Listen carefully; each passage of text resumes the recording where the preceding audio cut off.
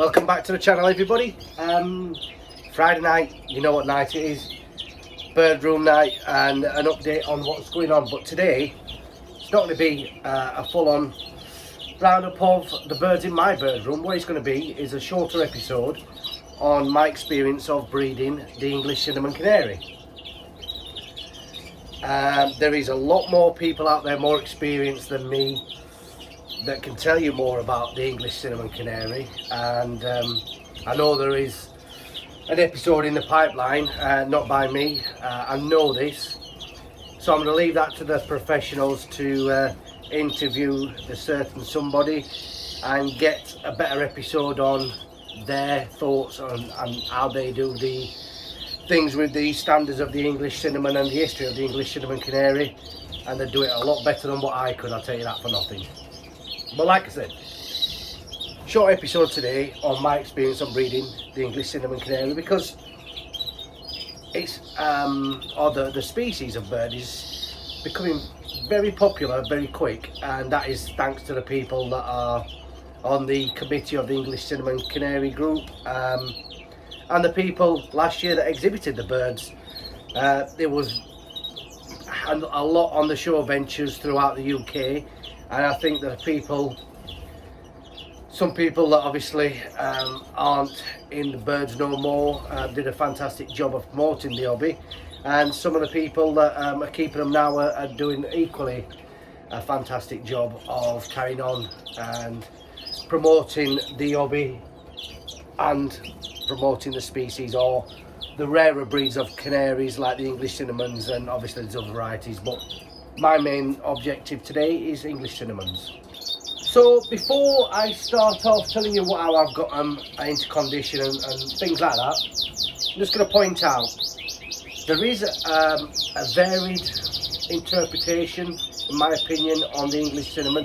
There is a standard, there is a set standard that we're all looking to work towards, but still there is different styles of that bird still being bred, still being exhibited, and good, because it shows that we are moving forward with that certain variety and trying to strive to make it better towards the model that obviously we're looking to aim to. And it's the same with every variety of canary or species of birds that we keep. There is different models of that type, if you like, whether it be bigger, smaller, bulkier, thicker birds. Like I said, there's different interpretations of it, and that's the same here in my bird room. I've got a few pairs here. Lucy's got her pairs next door, and I want to say actually, and I keep meaning to this, Mark Beckingham gifted her 2 cinnamon cock birds last year, and thanks very much for them, Mark. They're in the next room with Lucy's birds breeding, but there'll be more on her breeding throughout the year. But today's is about the ones I've got in here. So the main stock itself has come from Jamie Taylor, because obviously Jamie's been breeding them for some years and in abundance as well as that. But some of the birds are different styles altogether, but it's something that I like working with, that type of stuff. Thinner, slimmer birds across a bigger bird is what I've used. Like I said in the last episode and the episode before, I've used one cock bird over 3 different ends, and they've produced different types of young from that, as you will see here. One of the pairings, same cock bird, produced these with those 3 out of best. These in case 6, by the way, and she also brought up a 5 that you can probably see in the background there. But different style again. As you will see in this one, this is totally different hen bird, different style of hen bird to the same cock bird. This is the type that I personally like, and this is the type I think is more aimed towards a model as the young ones have progressed to obviously show season when we colour them. So this is what I'm going to try and aim for. But like I said, it's not all about one style, it's about bringing the styles together and hoping that they will click and produce that one bird that does represent the model more than what I've got.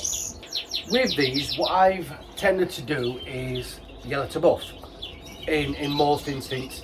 There is one pairing that I've gone buff to buff because obviously I ain't got that many and there's not that many around to select from everyone that I would like with the five. So you can go to a hell of a lot of breeders. With the cinnamon canary, there's not that many breeders out there. This is why it's important to promote them.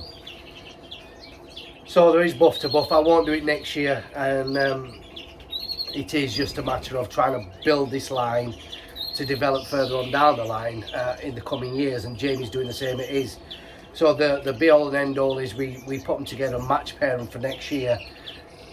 Slimmer bird to a bigger bird, because there is some that do look very Norwichy, and I know the English cinnamon lads don't like me saying that. Jamie especially doesn't like me saying they look like a Norwich, but there is that interpretation of an English cinnamon that lean towards more of the Norwich style. Some of them lean the opposite way towards the style of the new colour canary.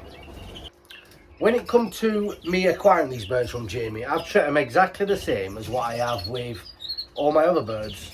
The five canaries, the Londons, the British birds. Conditioned them in exactly the same way.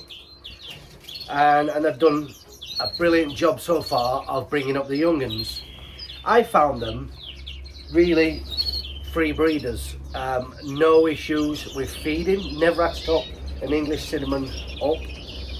Fingers crossed so far that everything with them is going brilliantly. They're fed all their own, and like I said to you, one actually has brought up an additional bird, which is a five, because fantastic breeders. They're a bigger bird, so they can pile it into the a nest of four, no problem whatsoever. There's one thing that was always mentioned to me by Jamie and a couple of other breeders, that in the main, the English cinnamon doesn't actually start really breeding until May time.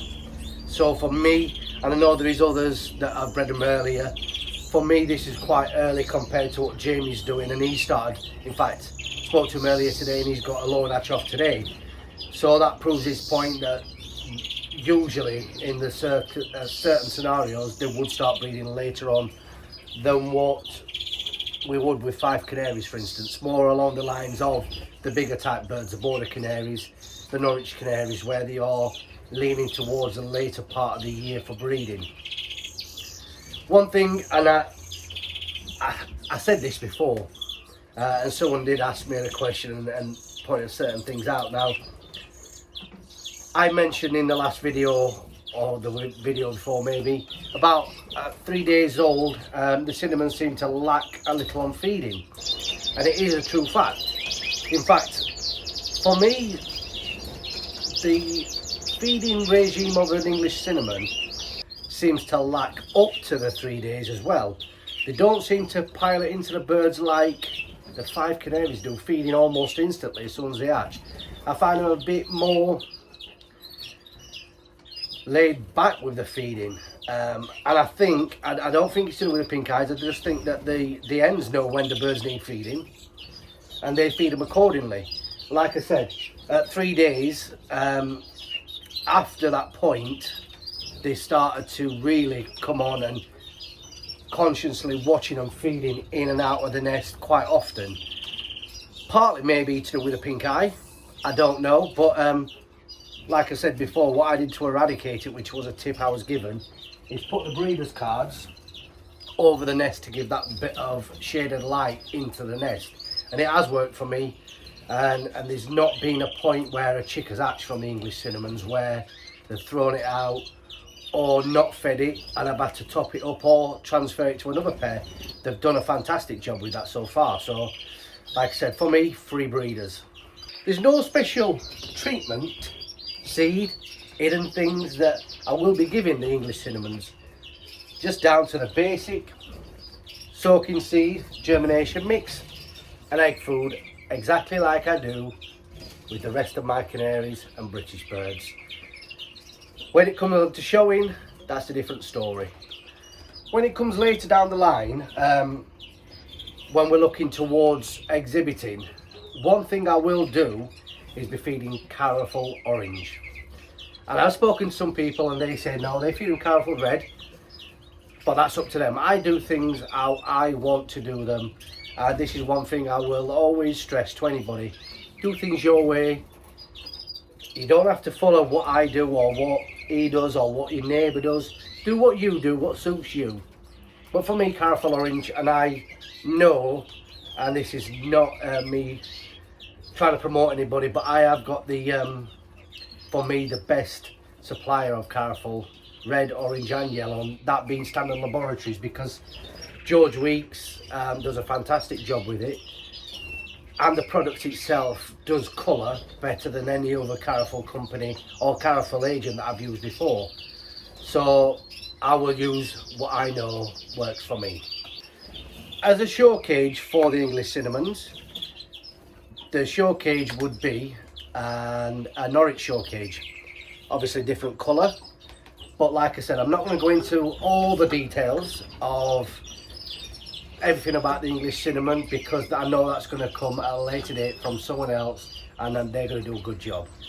But it is a Norwich show cage. Who's that feeding? Someone's getting fed.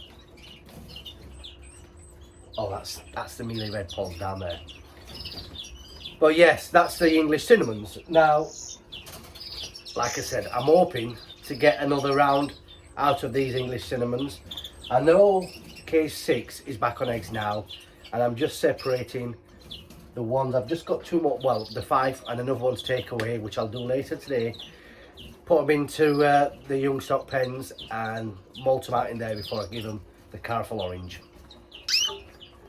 So hopefully we can breed another, maybe another 10. Up to now we are at 10 from my part here. Don't know what Jamie's got. I'll have to ask him. I do ask him sometimes, but then he's I like that. So he'll tell me. I guess he'll tell me when he's bred 50. Because I remember one year Jamie did breed 43 out of his English cinnamons, and obviously they're a stunning bird to look at. Anyway, that's it from me waffling on. Like I said, I'm not the guy to do an episode on English cinnamons. I'm giving you my interpretation and my experience of breeding them for the first time this year, and it's something that anyone out there is willing to spend a bit of money on a pair, go and get them. They're a delightful little bird, really good rearers, just do their own thing. Or not like anything like that, and you can show them. Once they're coloured up on the colourful, I think they look a stunning bird. I'm sure you'll all agree. Anyway, that is it from me, waffling on, telling a load of rubbish. But it's not rubbish, it's all correct, but talking rubbish, should I say. Don't forget, have your phone, buy one get one free offer. Just quote the Bird Room as your offer coupon. When you go to the checkout, you'll get buy one get one free on all items across the lines. That is it. If you have liked the video, remember to give us a thumbs up. If you have any questions, leave them in the comments below. If you haven't subscribed to the channel, why the hell not? It's all free, and it all helps me to know that I'm bringing you something that you're gonna like every week to keep you busy on a Friday night, keep you out of trouble. Thanks for watching, everybody, and I will see you in the next one.